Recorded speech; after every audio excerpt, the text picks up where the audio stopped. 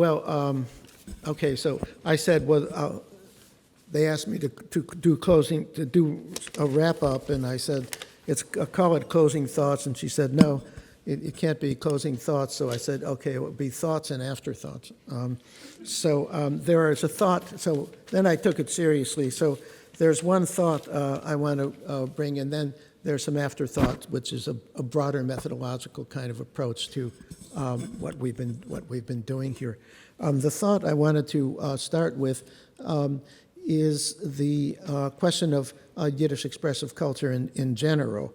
I think it's important for us, as we have all these separate components of it, to think of it as more unified, because there's so many different facets to this diamond. I think it's important to think of a generalized folk aesthetic, which it lies behind cantorial, instrumental, folk song, and early theater, even in terms of the earliest theater's traditions. And this includes the kind of porousness that David Myers was talking about. In other words, as far as we could even project imaginatively back in this culture, there was a set of preferences. It's an aesthetic. When I say a folk aesthetic, there's a set of preferences. This is what we like. This is what we get pleasure from, and maybe even some kind of elevated feelings from. It's pretty arbitrary in a lot of ways, because there's this terrible impulse all through the 20th century to find original Jewish stuff, original Jewish this, and what is Jewish thought and what is Jewish tradition, which is being bandied about in the headlines and in everybody's comments, Jewish values, blah, blah, blah. But in fact, it's reasonably arbitrary when it comes to expressive culture. So if you have, for example, the Doina, which is a Romanian shepherd tune, there's no reason that Eastern European Jews should have liked it and accepted it and clutched it to their hearts. And so it's in cantorial music, it's in instrumental music, it appears on the stage, it's in cabaret, and it's in pop songs. That is a preference, okay? So we're talking about preferences and a kind of aesthetic which is very open to the world. It's not a closed Jewish system. We always have to think about this kind of openness. And the level at which we would want to look for this aesthetic is really complex, and rarely do we get a sense of how to do that. But I want to bring one example, which then I'll maybe carry out into my later remarks. Joshua Letsky, who is a great thinker, a scholar, a teacher, and songwriter and composer in the Yiddish tradition, as we were doing our analysis of what is the Yiddish folk song, he came up with a trinity of terms. He said there are three approaches to the Yiddish folk song. There's something called Zogavdik, he called Zogavdik, there's something called Zingavdik, and there's something called Tanzavdik, he said. This is an aesthetic approach that requires kinds of songs. So Zogavdik is Soll ich seine Rauf kenn ich nicht kein Teure, soll ich seine Seuche hab ich nicht kein Säure, ya-da-da-di-da-da. I could sing this longer, but you get the ideas. Ya-da-da-da-da. That he calls Zogavdik, and that taps right into all the interconnections with the aesthetic of Gemara Nigan, with Nusach, with everything else in the Jewish tradition. Then you have Zingavdik. Von Geist, das hat leg ich mich froffen, und meine het leg ich zu Kopens, und auf alles hab ich Rute, aber zurück kann ich nicht haben.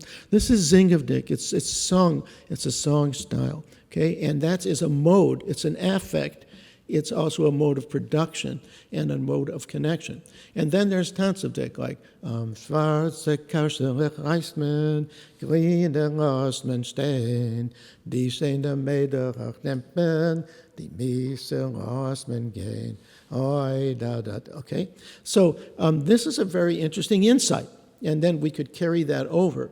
So I'm interested in continuities, and so to morph to my second area of kind of commentary, when we get into popular culture, which is what we've been pretty much talking about, which is theater and more commercial formats and more technological media that appear.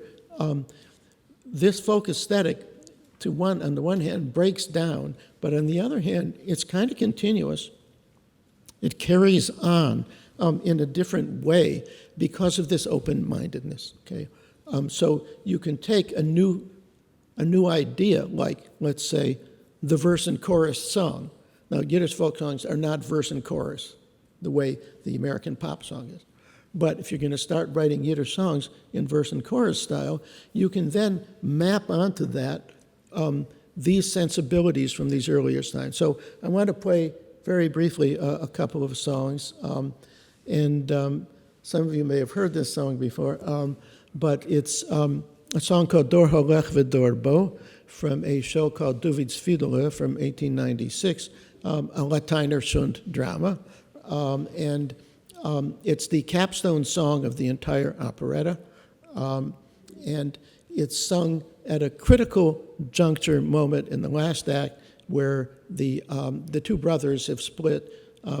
David is left town as a klezmer, but is really now a major violin virtuoso. He's entered the modern world, and his brother Tevye, the pillar of society, has been swindled and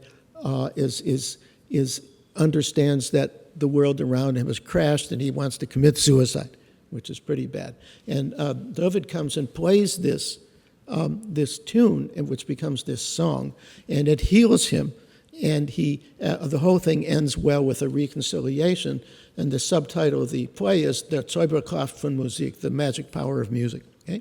So this is a verse-chorus song technically, but you will hear the verse is extremely zogevdik, and then it gets sort of zingevdik in the refrain. So we're mapping a new form onto an old aesthetic.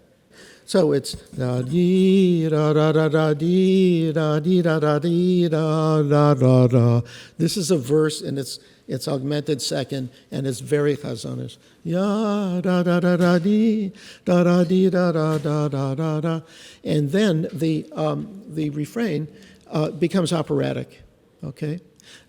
So it goes, it's in three, it's in waltz time, which is common for refrains, and it's ya da da da da da da da da ya da da da da da da da ya da da, and the refrain is ya di da da ya di da da da da di da da di da da, and then ya da da di da da da di da da di da da da, which Schwartz can't quite do. And so we have a mapping of the new resource available, which is opera, and the idea of a verse chorus, but it's very old. It's still very old materials and old aesthetic. And it's recorded. This recording is from 1917, which is 20 years after the show. So there's a kind of continuity still, even when times have moved on and Rubczynski's writing terrific operettas, they want to hear this. So this brings me to my sort of main point, which I'll do really quickly. As I look over all these vast range of all these issues that we deal with, it seems to me that we're dealing with three basic components of a popular culture system: resources, okay, strategies, and agendas. So resources are everything we've talked about. Resources are everything from wearing a silk hat when you're singing, through this kind of affective resources of Zogevdik, through the augmented second, through stage mannerisms, through dialect. All of these are possible resources that you could bring to bear. It's a constantly expanding pool of possible things you could draw on, a pool of stuff you can pull to create and stick together in the bricolage way materials that you want to have. And seen that way, this is all extremely continuous because people are willing to expand their sense of what they will accept into this affect, into this preference, into this taste categories of theirs, as the more resources become available to them. So the recording is, of course, obviously one of those. The new technologies are resources. Then it's radio, and film. Okay? So resources are extremely important, but resources can have to be deployed with strategies. So the question is, what are the strategies that people are using to put together products, and small products like a song, big products like a show, and so forth. The strategies are fairly clear. We know there's nostalgia strategy. We know there's the strategy of novelty. We know there's a strategy of a star system. That's a strategy. We will create stars and people will do this. We know there are all kinds of structural strategies. Marketing is a strategy. A theater system, the idea of audience appeal and audience construction. Getting out beyond the actual products we're talking about. The strategies go from the smallest possible strategy of theater lighting or, the names that people take when they walk on a stage, through the voices that they use and so forth. There are many, many, many possible strategies that you deploy given the resources that you choose from, okay?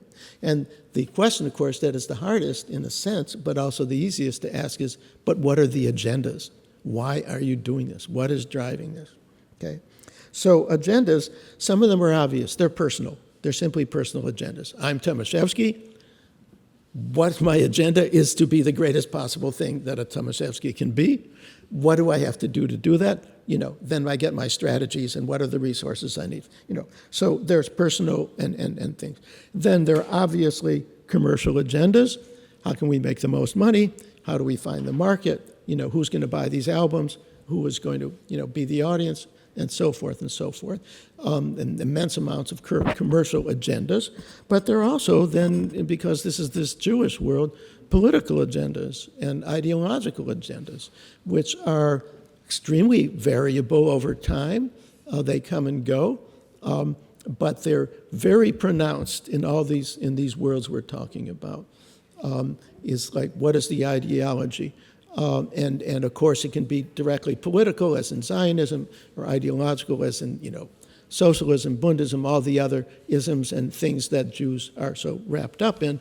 So they will take resources, have an agenda, which have strategies and come up with agendas. So I think if we look at it, because we're always so built to think about disjuncture in anything Jewish. Oh my God, all the breakdowns and the annihilations and all the reconstruction and all the assimilation and all that stuff and all the technological changes. But I think it's easy to find extremely continuous parody is another great strategy. We talked about parody. It goes back to the 1890s. A bicycle built for two in a Yiddish newspaper. You can find this in the 1890s, early 90s already. They've always done parody, okay? So, but what's the point of the parody? Who are you parodying? Why is the parody there, and how do you go about what is the strategy for it? What is the agenda for it? So at every point, I think you can break it down in a sense and try to see very long-range continuities in the traditions that look very fragmentary and very kind of disjunct over time. So I'm out, and we can actually move to lunch, and exactly on time, I believe. Yes? Okay. Okay.